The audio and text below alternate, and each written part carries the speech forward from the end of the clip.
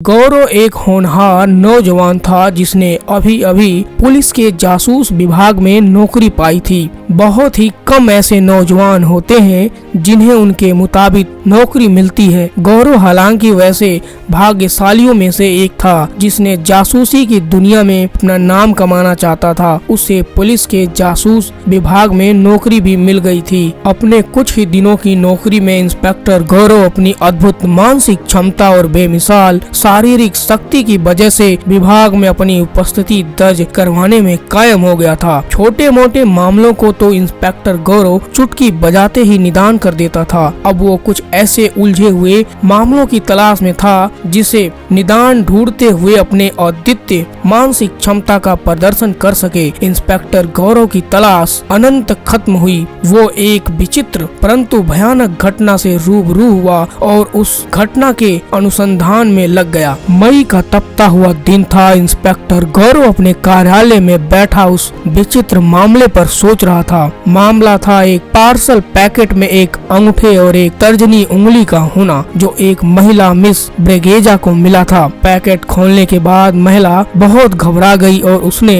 Police को phone कर दिया। पुलिस विभाग के आला अधिकारी को कुछ समझ नहीं आ रहा था। पुलिस अब तक सिर्फ पोस्टमैन तक ही पहुंच पाई थी जिसने पुलिस को गुत्थी को सुलझाने में कोई सफलता नहीं मिली थी। इंस्पेक्टर गौरव के लिए यह मामला एक चुनौती की तरह था क्योंकि पुलिस पोस्टमैन तक पहुंचकर ही रह गई थी। पोस्टमैन ने बयान दिया था कि हम लोगों का काम चिट्ठियां और पार्सल पैकेट वगैरह को छांटकर गंतव्य स्थान तक पहुंचा देना होता है। पार्सल पैकेट को किसने भेजा इसका पता पोस्टमैन को नहीं रहता अगर पैकेट में न लिखा हो। इंस्पेक्टर गौरव इस मामले की तहकीकात शुरू करने में सबसे पहले पार्सल पैकेट के लिखावट पर गौर करना जरूरी समझा। गौरव लिखावट पर गौर किया तो पाया कि पार्सल पर अंग्रेजी भाषा में लिखा था मिस ब्रिगेजा, चर्च रोड, रांची। इसे लिखो फेंको वाली पेन से लिखा गया था। चर्च रोड को चर्च रोड लिखा था परंतु मिस ब्रिगेजा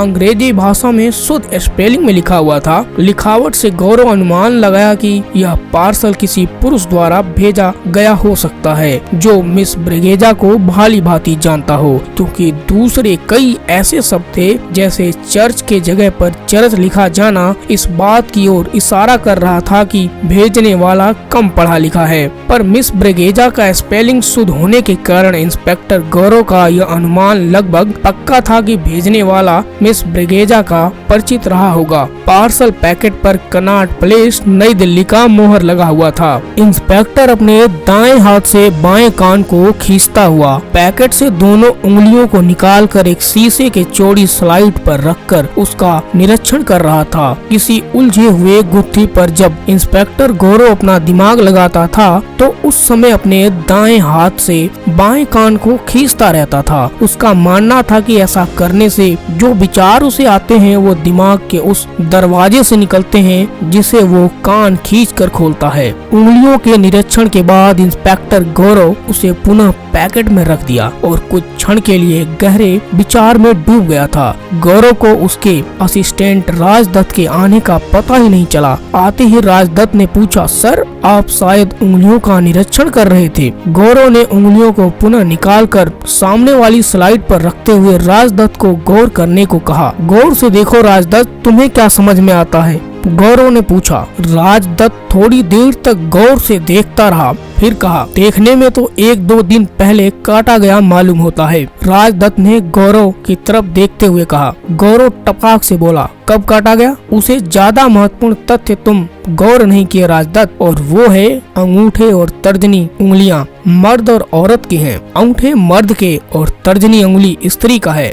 राजदत्त पुनः गौर किया तो उसने गौरव को सलूट करते हुए कहा, वाकई सर आप बहुत परखी नजर रखते हैं। इंस्पेक्टर गौरव अब अपने रिवॉल्विंग चेयर पर बैठकर अपने दाएं हाथ से बाएं कान को खींच रहा था। राजदत्त उंगलियों को पुनः पैकेट में रखकर अलमारी में रखते हुए कहा, कि सर आज के सभी अखबारों में इस विचित्र मामले को प्रमुखता से छापा गया है। गौरव ने राजदत्त को बताया कि अखबार वालों को लाइन ऑफ इन्वेस्टिगेशन के संबंध में कुछ विशेष नहीं बताना, कह देना अनुसंधान जारी है, जल्द ही अपराधी को सलाखों के पीछे पहुंचा दिया जाएगा। जी सर, राजदत्त ने कहा। इंस्पेक्टर गौरव ने कहा, मुद्दे पर आते हैं राजदत्त। मामला एक क्रूरतापूर्ण, भयानक, विचित्र तथा अस्पष्ट पृष्ठभूमि की ओर संकेत कर रहा है। सर्वप्रथम मिस ब्रिगेजा से मिलना आवश्यक होगा, इंस्पेक्टर गौरव ने राजदत्त को कहा। राजदत्त ने बताया कि सर, मिस ब्रिगेजा एक अविवाहित 45 वर्षीय नर्स है, जिसका चरित्र साफ सुथरा पाया गया है